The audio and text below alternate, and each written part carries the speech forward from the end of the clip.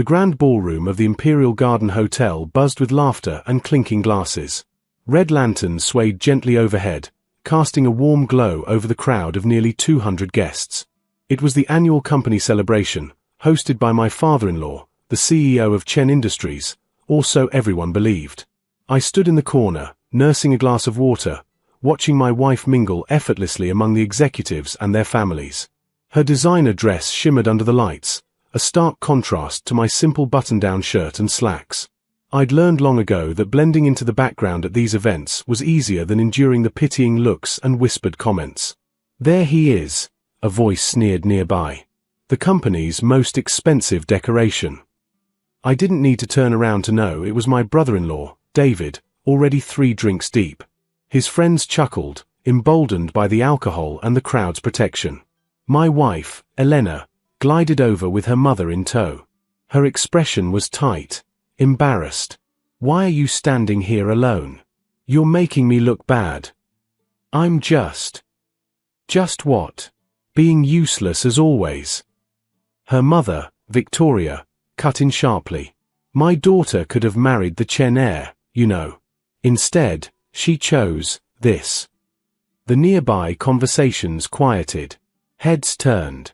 My wife's face flushed, whether from shame or anger, I couldn't tell. "At least try to be sociable," Elena hissed. "Go make yourself useful. The staff needs help in the kitchen." It was a test. It was always a test. I nodded quietly and began walking toward the service entrance, feeling dozens of eyes tracking my retreat. The whispers erupted behind me like a wave. I'd almost made it to the kitchen when Elena's voice rang out across the ballroom. "Wait." I turned. She stood in the center of the room, holding a large bucket. My stomach dropped.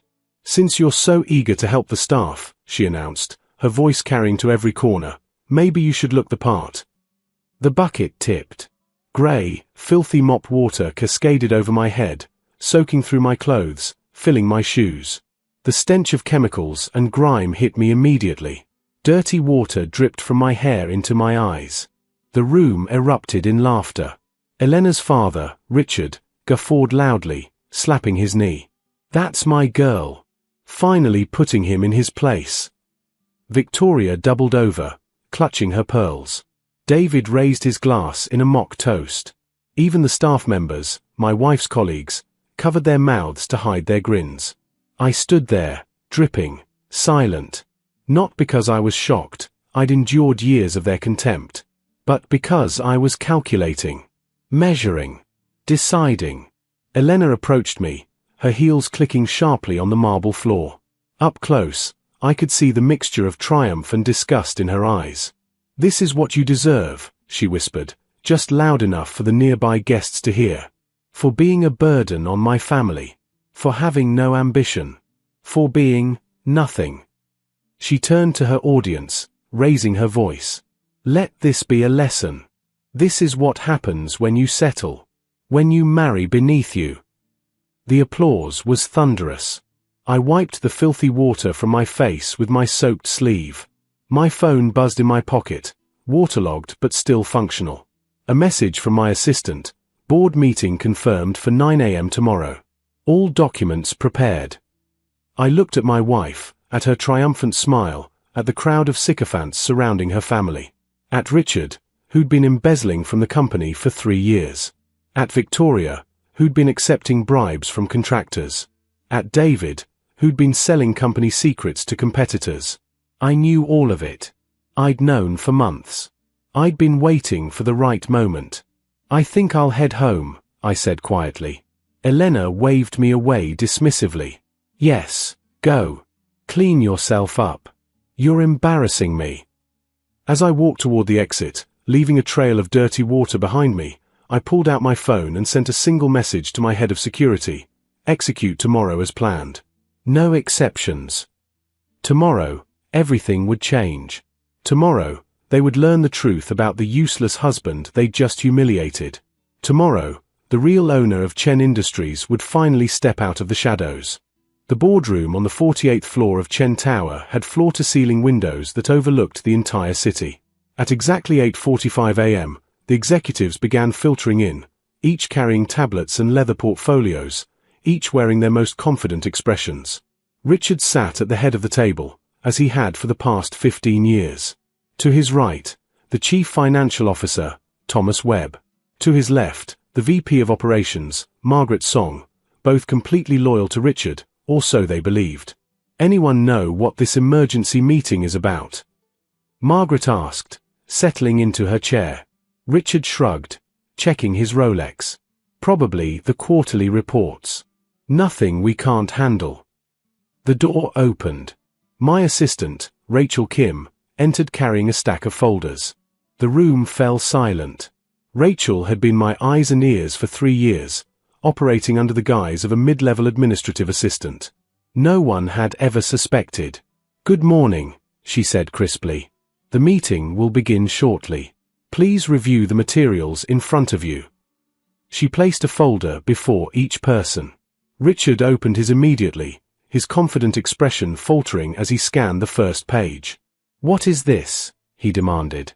"Financial discrepancies," Rachel replied evenly. "Unauthorized transfers. Falsified expense reports. The details are all documented." Thomas's face went pale. Margaret's hands trembled as she flipped through her folder. "This is absurd," Richard sputtered, slamming the folder shut. "Who authorized this audit? I'm the CEO. I'll have someone's head for this breach of—" "You're not the CEO." The voice came from the doorway. Every head turned. I stood there in a tailored charcoal suit, my hair still damp from the morning shower that had finally washed away last night's humiliation. Behind me stood 3 members of the actual board of directors, the silent partners who trusted me to handle the company while they enjoyed their retirements. Richard's face went from red to purple. "What are you doing here? This is a private meeting." "It's my meeting, Richard." I walked to the opposite end of the table, Rachel pulling out the chair for me. "I called it. Your meeting." Richard laughed, but it sounded hollow. "You're nobody. You're my daughter's mistake of a husband. You have no authority here." I opened my own folder, slid a document across the table. "This is the original charter of Chen Industries, established in 1987 by Jonathan Chen, my grandfather. When he died, control passed to his only grandson, me." The silence was deafening. "My grandfather built this company from nothing," I continued, my voice steady. "When I was 22, fresh out of business school, he gave me majority ownership, 65%. He made me promise 2 things, protect the workers, and never let power corrupt me." Margaret found her voice first. "But Chen Industries, the name, is my mother's maiden name. My father took it when they married. I was born Alexander Chen. I dropped the Chen name in college, used my father's original surname for privacy. I wanted to see what I could accomplish without the family legacy hanging over me." Richard's hands were shaking now. "This is a lie. A forgery. I've been CEO for 15 years. You've been operational CEO, I corrected. Managing day-to-day functions. But you never owned the company, Richard. You just thought you did. I let you think that because my grandfather trusted you. He said you were a good man who'd take care of his workers." I stood, placing my hands on the table. He was wrong. Thomas tried to interject. "Now wait just a minute. Quiet." I didn't raise my voice, but he flinched. "Thomas, you've been approving Richard's embezzlement schemes for 3 years. Margaret, you've been accepting kickbacks from the Henderson construction contract. The evidence is all in your folders." "You can't prove," Margaret started. "I can prove everything." I nodded to Rachel, who activated the large screen behind me. Bank transfers appeared, time-stamped and documented. Email chains. Recorded phone calls.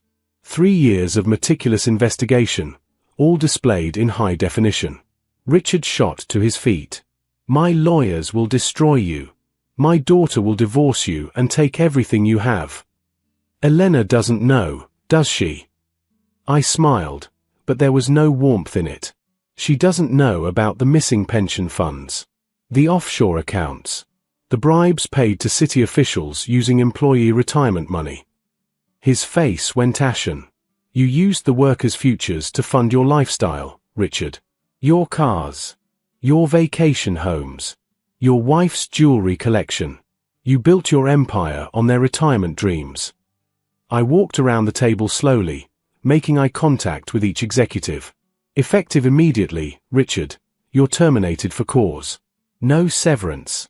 Thomas, Margaret, same. Security will escort you from the building. You have 1 hour to clear your desks. You can't do this. Richard roared. I own 65% of this company.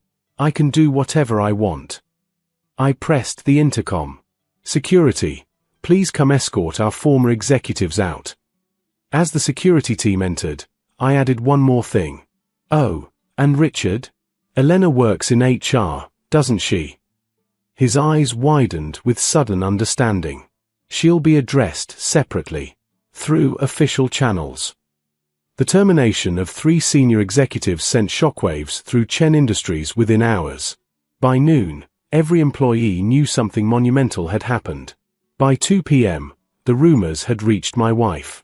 I sat in my new office, the CEO's suite on the top floor, watching the city below when Rachel buzzed in. Mrs. Elena is here. She's demanding to see you. Send her in. The door burst open. Elena stood there, still in her HR department blazer, her face a mixture of confusion and fury. Behind her, Victoria clutched her handbag like a lifeline, her usual composure shattered. What have you done? Elena's voice was shrill. My father just called me from the parking garage. He says he's been fired. He says you. She stopped, really looking at the office for the first time. At the nameplate on the desk. At the family photos on the credenza, photos of my grandfather, the company's founder. That's impossible, she whispered. I leaned back in my chair. Is it? Victoria pushed past her daughter. This is some kind of joke. Some elaborate prank. You're nobody. You've been unemployed for years. I've never been unemployed, Victoria. I've been working. Just not in ways you could see or understand. Elena's sharp mind was already connecting dots, her face going pale. The board meeting this morning, the emergency session, that was you. Yes. But you can't. You don't have the authority. I pulled out the ownership documents, slid them across the desk. Elena snatched them up, her eyes scanning frantically.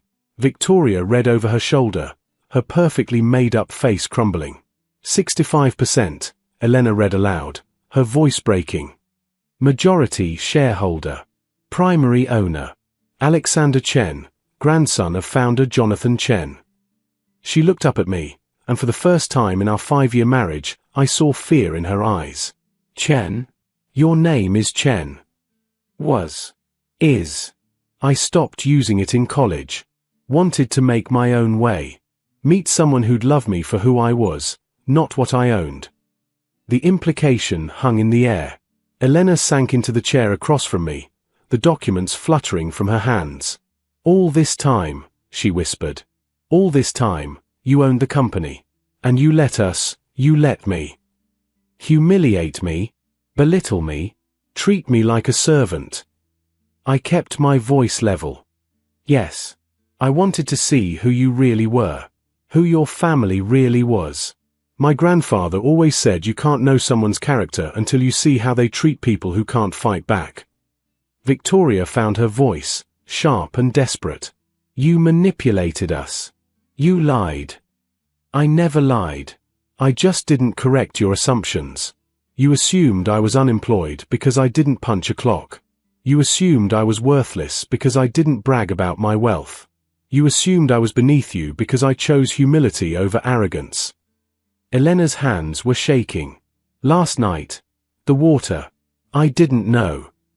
Didn't know I owned the company? No. But you knew I was your husband. You knew I was a human being.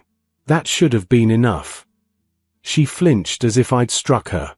I stood, walked to the window.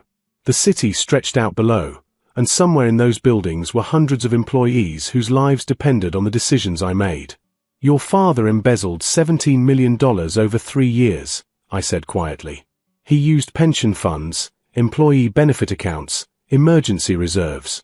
People who've worked here for decades, who saved every penny for retirement, their money is gone. Do you understand what that means? Elena's face was chalk white. He wouldn't. My father isn't. The evidence is in the folder marked Financial Crimes. Thomas Webb helped him hide it. Margaret Song took kickbacks to approve fraudulent contracts. All documented. All provable in court. Victoria collapsed into another chair, her handbag falling to the floor. This will destroy us. The scandal, the publicity. It should destroy you, I said flatly. But I'm not interested in destruction. I'm interested in justice and rebuilding. I returned to my desk, pulled out another folder. Elena, as an HR manager, you're entitled to see this. It's a formal complaint filed this morning against you for workplace harassment, creating a hostile environment, and abuse of authority. She took the folder with trembling hands. Abuse of authority? I never. You dumped dirty water on your husband, me, in front of 200 people, many of whom were company employees. You used a family event, technically a company-sponsored function, to publicly humiliate someone. That's textbook harassment. But you're not even an employee, she protested. I'm the owner. Which makes it worse. You created a hostile environment where employees thought it was acceptable to mock and degrade people. Several staff members have already come forward saying they felt pressured to laugh along, fearing for their jobs if they showed me sympathy. Elena's carefully constructed world was crumbling before her eyes. What are you going to do? I sat down, folded my hands. Your father, Thomas, and Margaret are terminated. They'll face criminal charges for embezzlement and fraud. The company will cooperate fully with prosecutors. Victoria let out a small sob. As for you, Elena. I paused, watching her. Even now, even terrified, she held herself with that same prideful posture. You're suspended pending a full HR investigation. If the complaints are substantiated, and they will be, you'll face disciplinary action up to and including termination. You're going to fire me, she said hollowly. Fire your own wife. I'm going to let the process work. If HR recommends termination based on your conduct, then yes. 3 days passed in a blur of meetings, press releases, and damage control. The media had gotten wind of the executive shakeup, but Rachel's team managed to keep the family drama out of the headlines. The official story, routine financial audit uncovered irregularities, appropriate actions taken. I was in my office reviewing the pension fund restoration plan when Rachel announced an unexpected visitor. There's a group here to see you. They are from the production floor. No appointment, but they say it's important. Send them in. 6 people filed into my office, wearing their work uniforms and carrying hard hats. They looked uncomfortable in the executive suite, out of place among the marble and mahogany. The oldest, a woman probably in her 60s with kind eyes and work-worn hands, stepped forward. Mr. Chen, she said, her voice steady despite her nervousness. I'm Sandra Martinez. I've worked in quality control for 38 years. Please, sit down. All of you. I gestured to the conference table by the windows. Can I get anyone coffee? Water? They exchanged glances, surprised. Sandra spoke again. We heard what happened.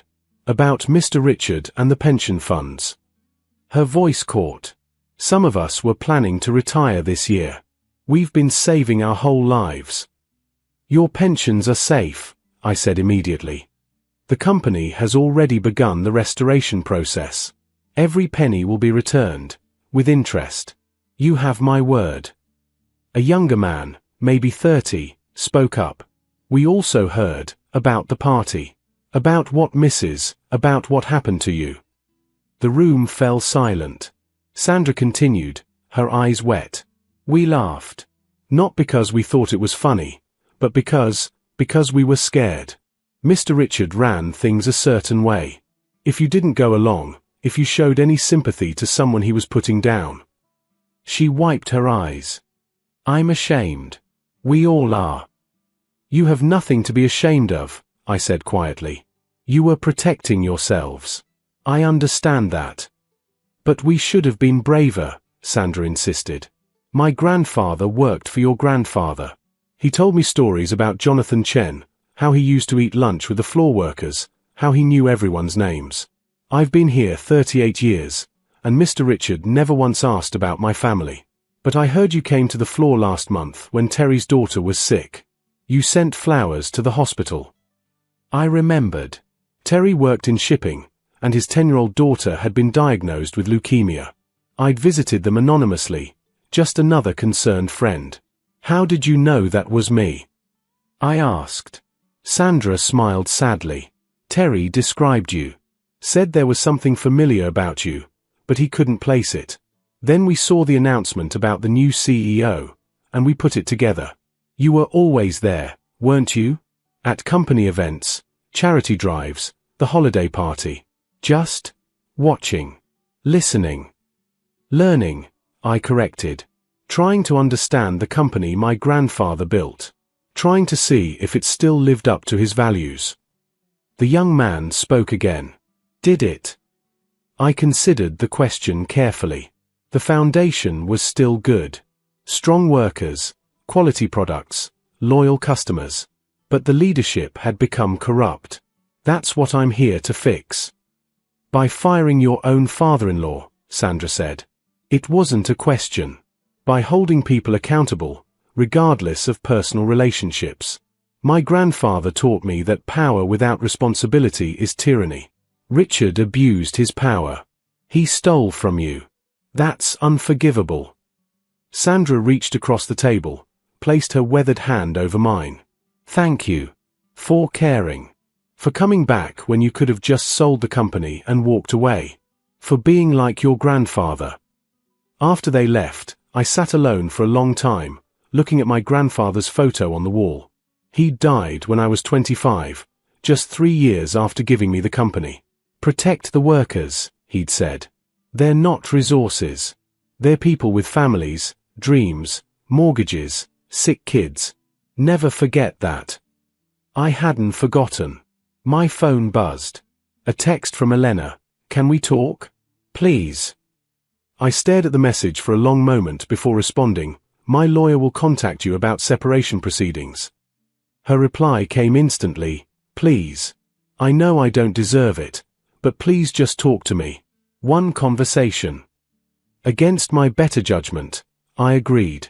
My office. Tomorrow. 9 a.m. That evening, I returned to the house we'd shared for 5 years, the house her parents had bought for us, never knowing I could have purchased 10 of them without noticing the expense. The lights were on. Elena sat in the living room, still in her work clothes, surrounded by cardboard boxes. I'm packing, she said without preamble.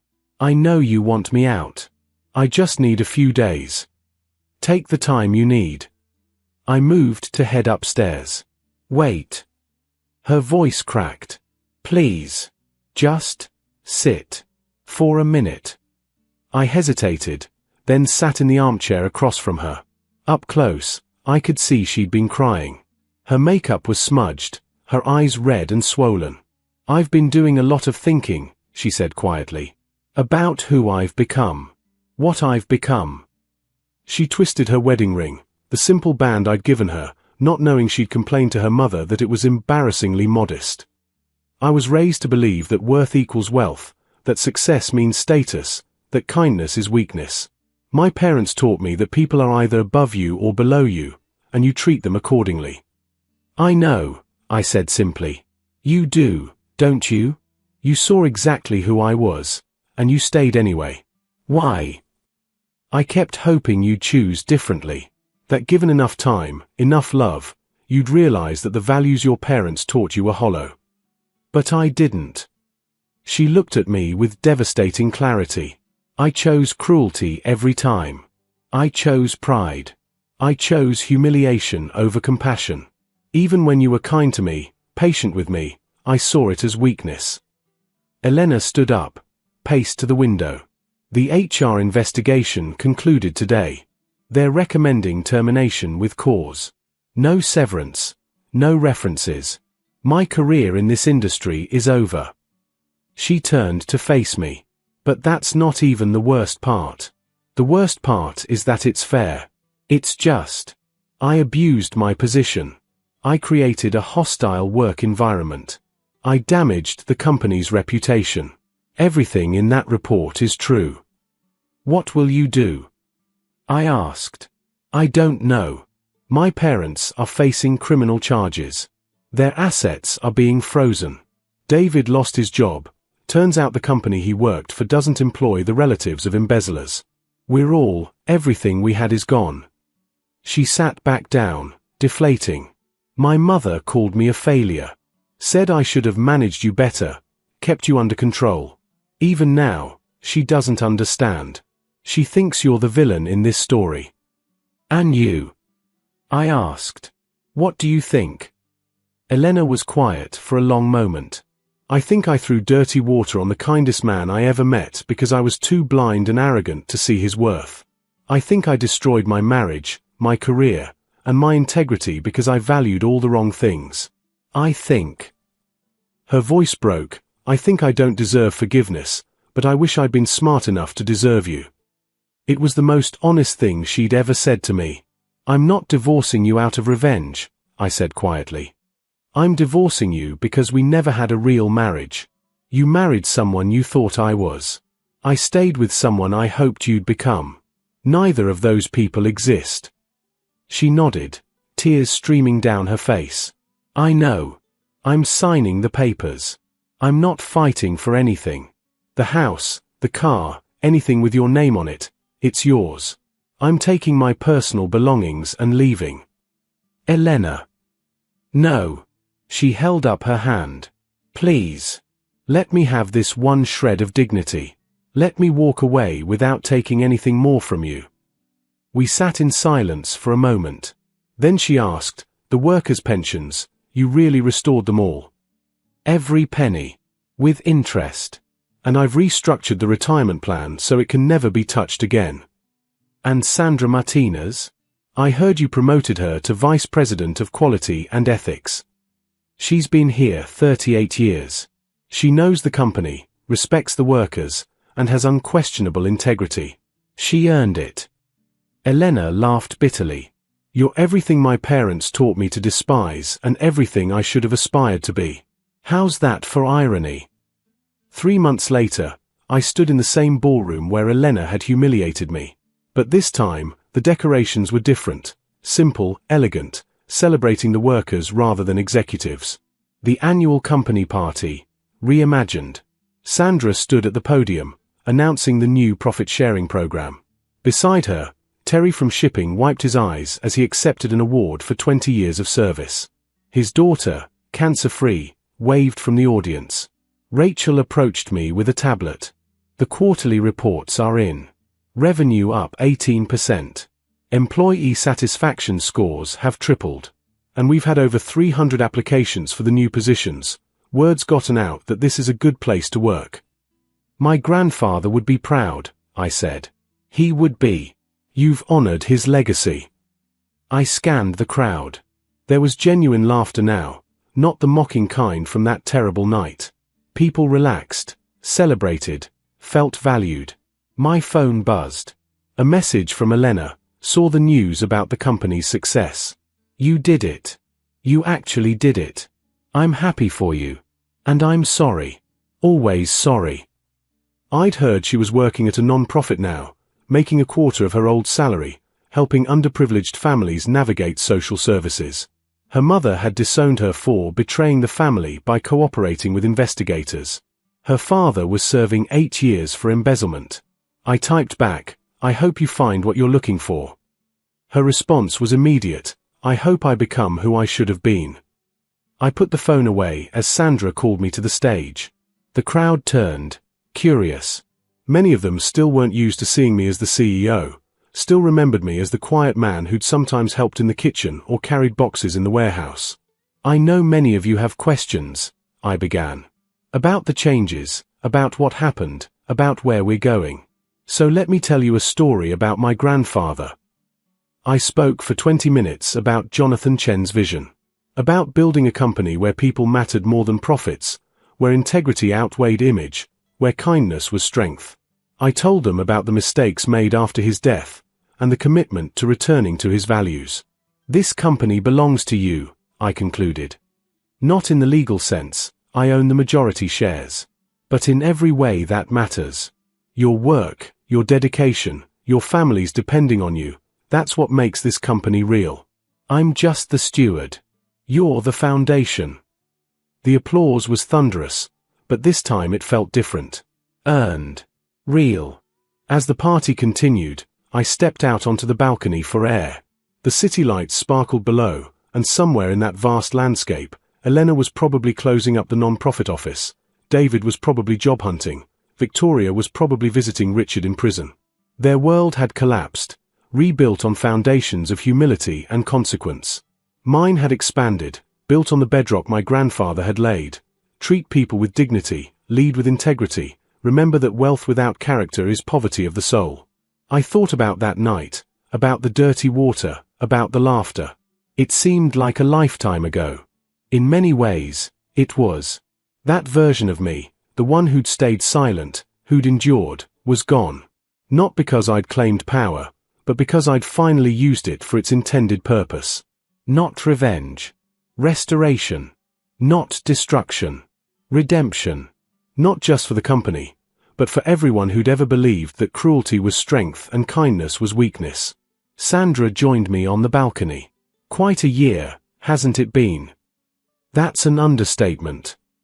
You know what your grandfather used to say. She smiled at the memory. He said, the measure of a person isn't how they treat those who can do something for them. It's how they treat those who can do nothing for them.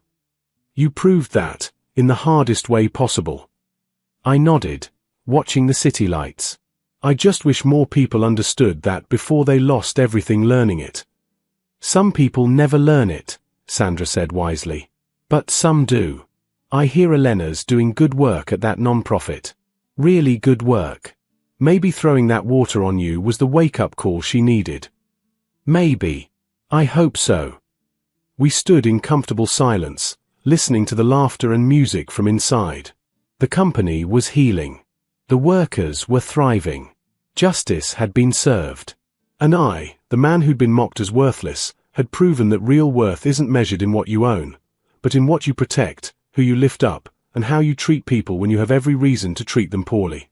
My grandfather had given me a company, but more importantly, he'd given me a compass.